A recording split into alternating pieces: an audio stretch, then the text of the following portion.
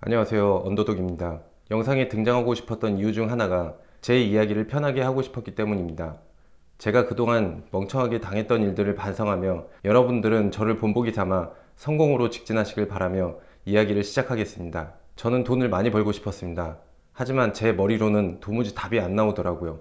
뭘 어떻게 해야 될지 상담을 해줄 형이나 선배, 주변에 아무도 없었습니다. 아주 기초적인 거, 정말 우습게도 어렸을 때 저는 장사를 시작하려면 최소 5천은 필요하다고 생각했습니다. 장사를 하는 사람들은 그 돈을 어떻게 마련했는지 궁금했습니다. 두 가지 경우 중 하나죠.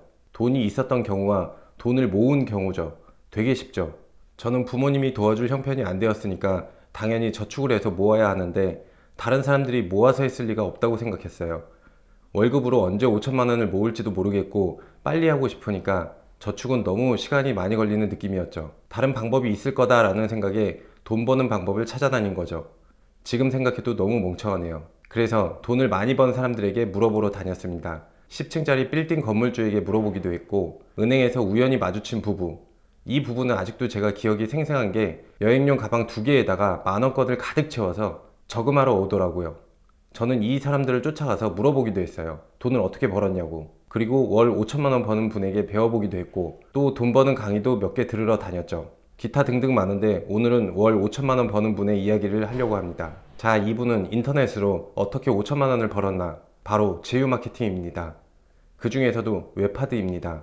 다들 아시죠? 영화나 드라마 돈 내고 다운받는 사이트인데 이 웹하드 사이트를 마케터가 홍보하고 다니면 링크를 타고 회원이 가입할 때마다 1,300원 정도씩 버는 건데 이걸 웹하드 마케팅이라고 해요. 이분은 이걸 이렇게 해서 1,300원씩 무려 한 달에 5천만 원을 법니다. 어떻게 그렇게 했을까요? 실제 이걸로 하루 100만 원까지 버는 분들도 많이 있었어요. 근데 이분은 그 당시 월 5천만 원, 고수 중에 고수라고 보시면 돼요. 좀 더 자세히 말하면 이분이 했던 방법은 웹문서 마케팅이라고 해서 네이버에 어떤 검색어를 치면 블로그 탭이 나오기도 하지만 마우스를 이렇게 쭉 내려보면 웹문서 탭이 나오죠. 거기에 노출되게 하는 방식이었어요. 이분은 상위에 노출되는 방법을 연구해서 방법을 찾아냈고 개발자에게 의뢰를 해서 만든 프로그램이 있는데 아침에 한두 시간 정도 세팅을 하고 나면 나머지는 프로그램이 알아서 계속 돌아갑니다. 이분은 컴퓨터를 잘하는 분이 아니에요. 나이도 50이 넘었었고 워드도 잘 못 쳤어요. 그런데 그렇게 해서 월 5천만 원을 번 겁니다. 제가 이분의 방법을 배웠죠. 거금 200만 원을 내고 말이죠. 프로그램도 양도 받고. 그런데 어떻게 되었을까요?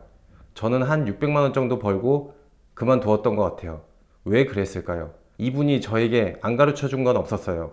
왜냐면 제가 이분 대신 그분 걸 대신 세팅해 주기도 했기 때문에 빠진 건 없었어요. 시간이 흘러서 나중에 생각을 해보니까 프로그램이나 다른 방법의 차이가 아니라 저라는 사람의 문제인 걸 알게 됐습니다.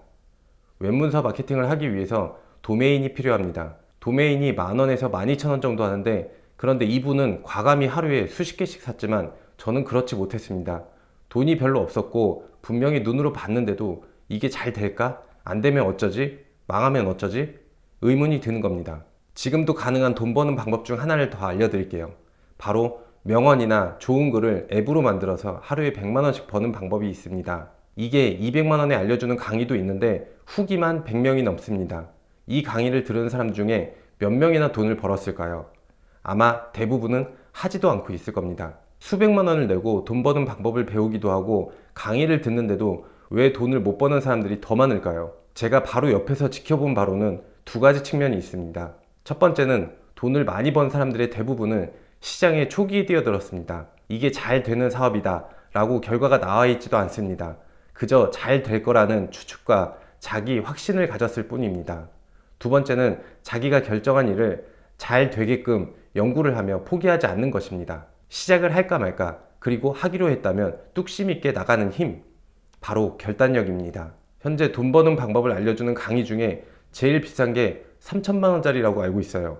결단력이 없다면 어떤 강의를 들어도 절대 돈을 못 번다고 제가 장담을 합니다. 남의 성공 방법을 그대로 따라하는 건 잘못된 것이라고 예전에도 이야기를 했었죠. 성공한 사람들에게 배워야 할 것은 그들의 사고방식입니다. 왜 결단력이 없을까요? 우유부단하고 하다가 도중에 이게 잘 될까 의심이 들어서 자꾸 포기를 하는 이유는 뭘까요? 다른 원인도 있겠지만 저는 이게 완벽주의 때문이라고 생각합니다. 완벽주의의 몇 가지 예시를 들어볼게요. 혹시 일찍 탈락할까봐 오디션이나 대회에 참여를 안 하는 사람, 완벽한 기획서를 작성하기 위해 고치고 또 고치고 밤새우다가 결국 마감 시간을 놓치는 사람, 중요한 일을 하기 전에 사소한 일들을 완벽하게 끝내느라 중요한 일을 못한 사람 등등 더 많이 있겠지만 결국 이런 완벽주의는 두려움이라는 감정이 원인입니다. 어떤 미지의 영역에 대한 두려움, 실수를 할까봐, 틀릴까봐, 기대에 부응하지 못할까봐, 판단의 대상이 될까봐 등 두려움에서 시작됩니다. 기본적으로 사람은 자기가 유능한 사람이길 바랍니다.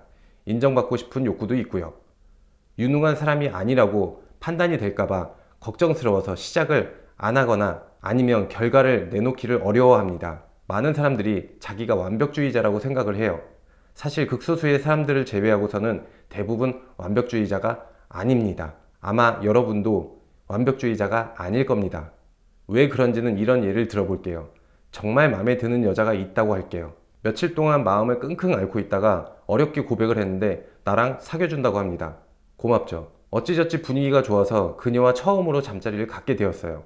자, 여기서 문제. 그녀와 처음 잠자리가 서로 완벽하게 만족하지 못할까봐 이 기회를 포기할 건가요? 아니죠.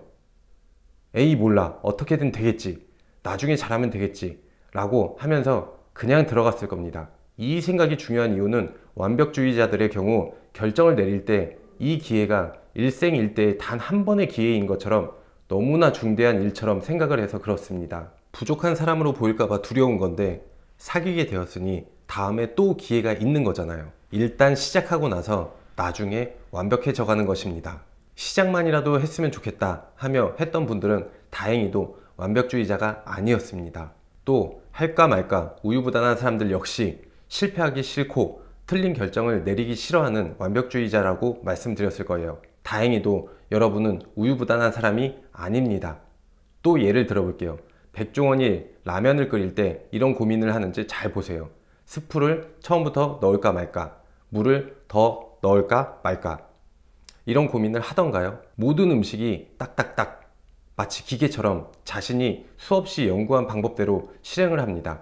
자기가 아는 분야에서는 절대 우유부단하지 않습니다. 언제 간장을 넣을지, 얼만큼 삶아야 하는지, 잡채를 만드는 방법을 알고 있다면 절대 우유부단하지 않습니다. 다만 자신이 모르는 분야, 미지에 대한 두려움이 생길 때 잘못된 결정을 내릴까봐 두려워서 우유부단해집니다. 이 말도 맞는 것 같고 저 말도 맞는 것 같고, 여러분은 여러분이 아는 분야에서는 절대 우유부단한 사람이 아닙니다. 그렇다면 새로운 분야에서 우유부단하다면 어떻게 해야 될까요? 공부를 하고 경험을 해야 됩니다.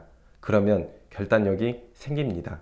앞에 두 가지 예에서 알 수 있듯이 결정을 내리는데 부담감을 가져서 그렇습니다. 사실 대부분의 결정들이 한 번의 결정으로 엉망이 되는 게 아니죠. 일련의 작은 결정들이 쌓이고 쌓이고 쌓이고 그 위에 작은 결정 하나를 내리는 것 뿐입니다. 결정을 잘못 내려 사기를 당한 경우에도 이전에 저축을 안 하고 돈이 궁해지다 보니 돈을 빨리 벌기 위해서 결국 사기를 당한 겁니다. 결정을 또다시 내려서 경로를 바꿀 수 있습니다. 제가 완벽주의자였다면 여러분은 유튜브에서 저를 만나지 못했을 것입니다. 아마도 지금까지도 채널 이름 정하고 프로필 사진 정하고 이게 될까? 의심하고 있었을지도 모릅니다. 얼마 전 처음 마스크를 쓰고 나온 영상은 사실 정말 못 찍었습니다. 조회수도 별로였고요. 비디오도 별로고 오디오도 별로였습니다. 하지만 그 영상은 완벽하지만 끝내 마치지 못한 영상보다는 분명히 더 훌륭한 영상이었습니다. 저는 알고 있습니다. 분명히 저의 영상은 앞으로 더 나아질 것이라는 걸요. 많이들 알고 계실 텐데 도끼라는 래퍼가 성공한 이유 중 하나를 말씀드릴게요. 도끼가 열심히 만든 곡을 내놨을 때 반응이 안 좋아서 너무 마음이 아팠다고 합니다. 자기가 이것밖에 안 되나, 능력이 없나 하며 자책을 했다고 합니다. 여기서 도끼는 결단을 내립니다.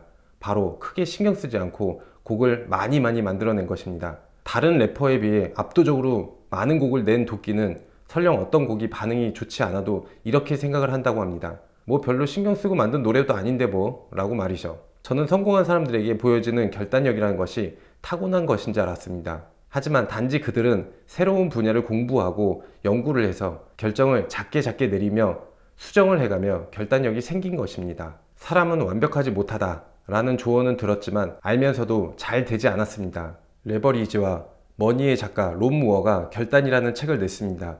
이 책에서 도움을 받아서 이번 영상을 만들었는데 완벽주의에서 벗어나는 도움이 되었으면 좋겠습니다. 그리고 성공하기로 빨리 결단을 내려 부자가 되시길 바랍니다. 오늘의 영상 요약. 나폴레온 힐은 이런 말을 했습니다.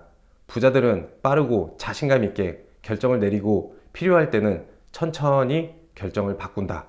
반대로 돈을 모으지 못한 사람들은 예외 없이 결정을 내려도 아주 천천히 내리고 그렇게 내린 결정을 아주 빨리 그리고 자주 바꾸는 습관을 가지고 있다.